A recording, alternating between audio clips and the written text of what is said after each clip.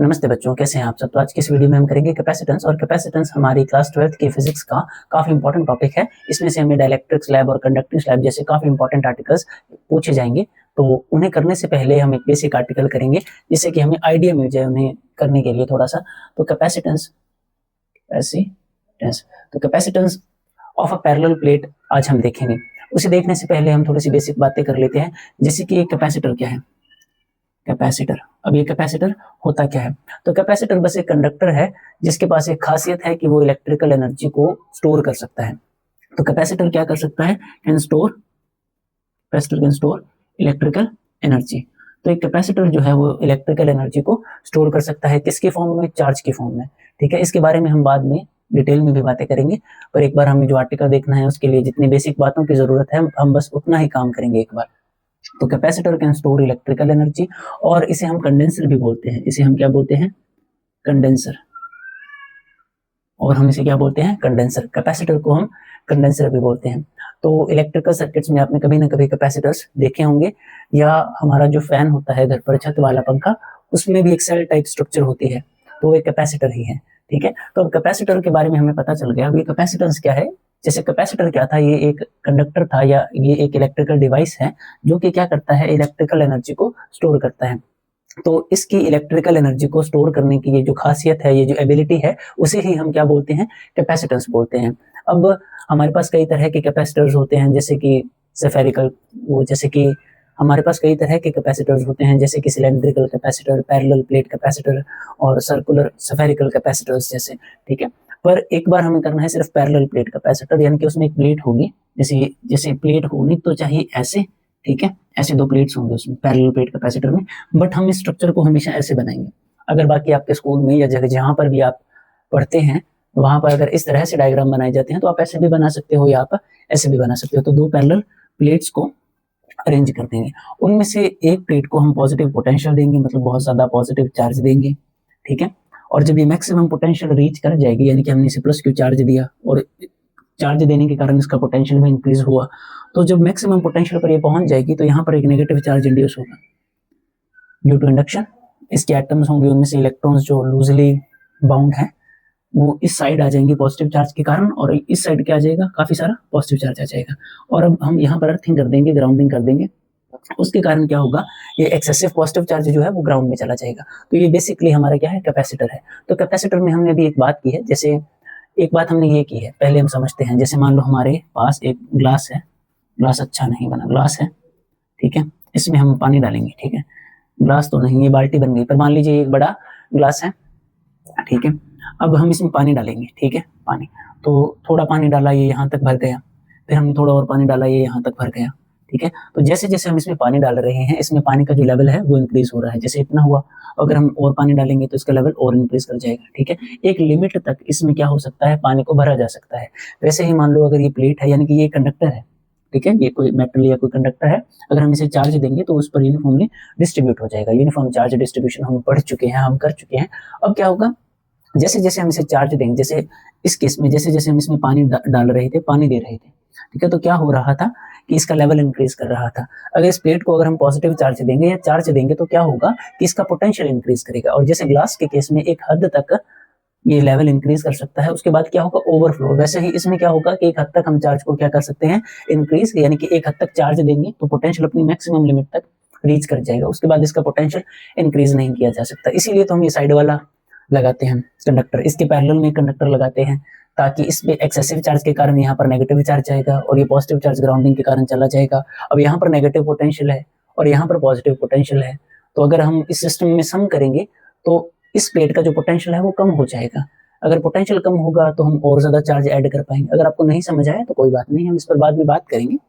तो कुल मिलाकर इस सारे सेटअप से हमें एक बात समझ आ रही है कि अगर हम ना चार्ज को देखेंगे तो चार्ज या पोटेंशियल को देखेंगे, ये दोनों एक दूसरे के डायरेक्टली प्रोपोर्शनल है। जितना ज्यादा चार्ज होगा उतना ज्यादा पोटेंशियल होगा, या जितना ज्यादा पोटेंशियल इंक्रीज करेगा मतलब उतना ज्यादा चार्ज इंक्रीज होगा। तो क्या वो is directly proportional to V, यानी कि चार्ज इज डायरेक्टली पोटेंशियल, यानी कि charge is directly proportional to potential.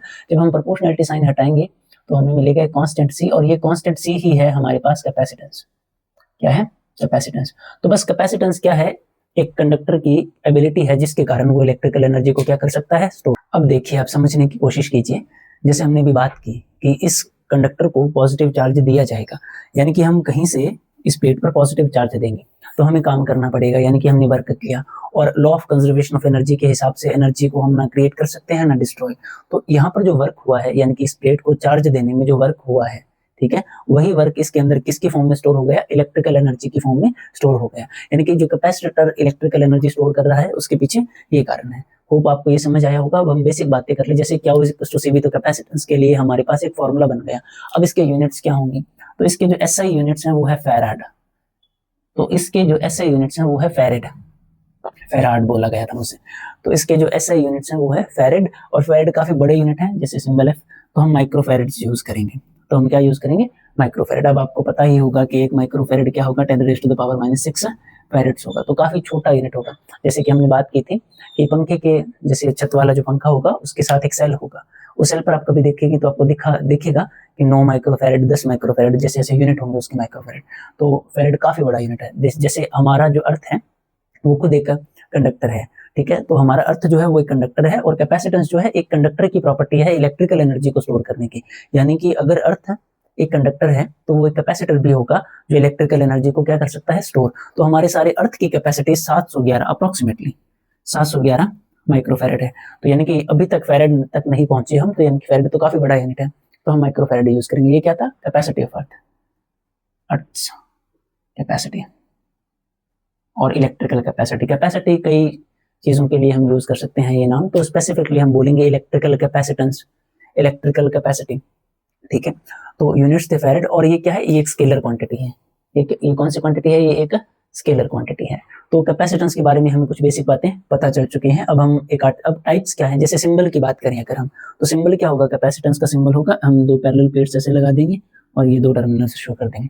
तो ये है कैपेसिटेंस। ये है फिक्स्ड कैपेसिटेंस, मतलब इसकी जो कैपेसिटी है वो फिक्स है। अगर वेरिएबल कैपेसिटेंस लिखा जाए तो वो हम कैसे लिखेंगे, ऐसे बीच में से एक एरो गुजार देंगे इसके, ठीक है।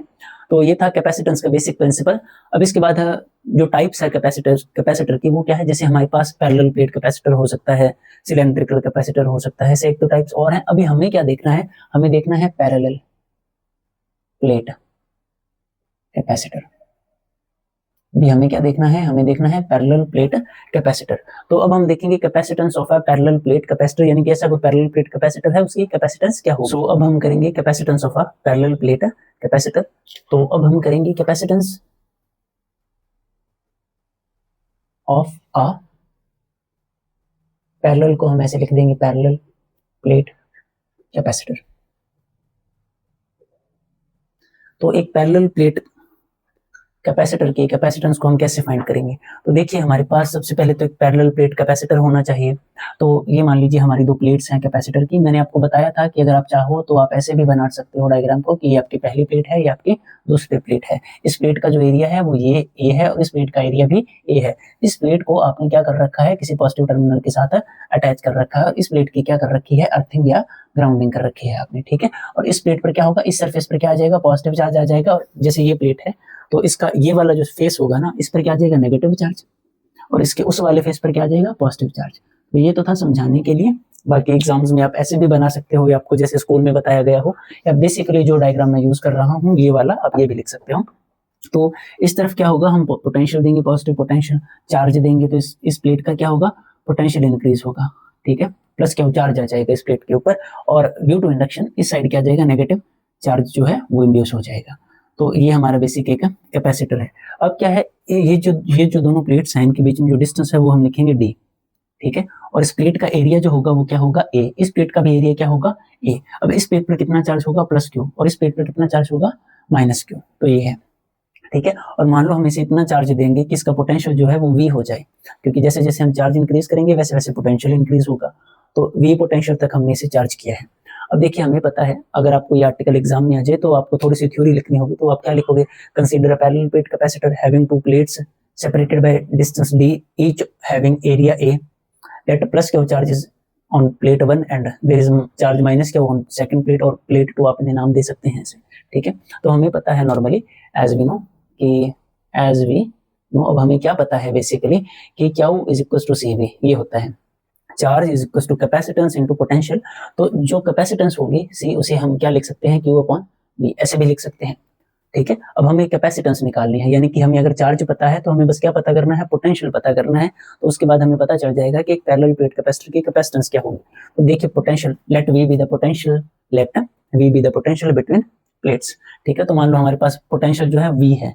ठीक है, नाउ तो पोटेंशियल को हम कैसे लिखेंगे, पोटेंशियल को हम लिखेंगे इलेक्ट्रिक फील्ड इनटू जो डिस्टेंस है प्लेट्स के बीच में, जिस जगह पर इलेक्ट्रिक फील्ड है। जैसे यहाँ हमें पता है इलेक्ट्रिक फील्ड लाइंस कैसे मूव करेंगी, या इलेक्ट्रिक फील्ड कैसे मूव करेगी, पॉजिटिव टू नेगेटिव। तो इन प्लेट्स के बीच एक इलेक्ट्रिक फील्ड है और वो इलेक्ट्रिक फील्ड क्या है, ई। और वो इलेक्ट्रिक फील्ड क्या है, ई। तो ये फॉर्मूला कैसे आया, बेसिकली हम देख लेते हैं। पोटेंशियल का जो फॉर्मूला हमने देखा था थोड़ी, जैसे आपने प्रीवियस लेक्चर्स में, जो हमने अभी तक रिकॉर्ड नहीं किए पर हमने क्लास में कर लिए होंगे, तो वो था पोटेंशियल जो होगा वो होगा work upon charge, work upon test charge या चार्ज।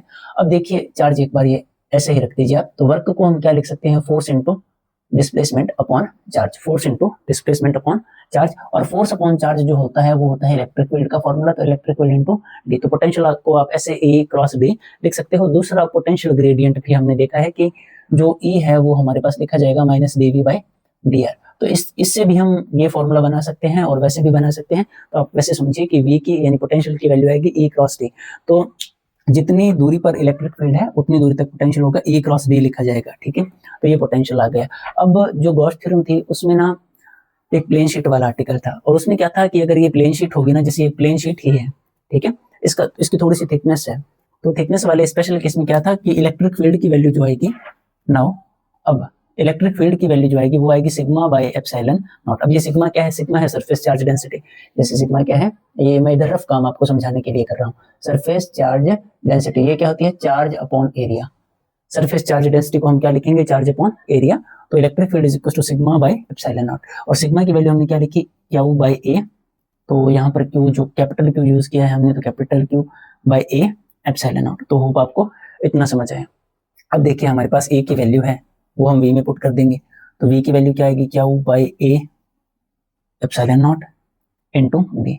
v की ये वैल्यू या तो हम इसमें पुट कर देंगे या हम इसमें पुट कर देंगे। मान लीजिए इसे 1 माना और अब हम 1 में ये वैल्यू पुट करेंगे, तो क्यू ये q is equal to c, v की वैल्यू क्या आएगी, q by A epsilon naught cross b। देखिए यहाँ से q और q कैंसिल, और ये सारी चीज इधर ले आइए आप, a इंटू एप्सिलॉन नॉट इधर आ जाएगा, तो एप्सिलॉन नॉट a लिख सकते हैं उसे, और d इधर आ जाएगा अपॉन d। तो ये है c। तो एक नॉर्मल पैरेलल प्लेट कैपेसिटर जिसके बीच में कुछ भी नहीं रखा गया, उसकी कैपेसिटेंस क्या होगी, epsilon naught a by d। यानी कि अगर ये डिस्टेंस इंक्रीज कर दिया जाएगा, यानी कि इन प्लेट्स को दूर कर दिया जाएगा, तो कैपेसिटेंस कम होगी। या मान लीजिए प्लेट्स का जो एरिया है, यानी प्लेट्स और ज्यादा बड़ी होंगी, तो कैपेसिटेंस इंक्रीज होगी। और एब्सोल्यूट इलेक्ट्रिकल परमिटिविटी आपको पता है एप्सिलॉन नॉट, ये तो कांस्टेंट है, इसे हम छेड़ नहीं सकते। ठीक है, तो ये था हमारा capacitance of a parallel plate capacitor. ये एग्जाम्स में नहीं पूछा गया अभी तक इतना, पर ये जरूरी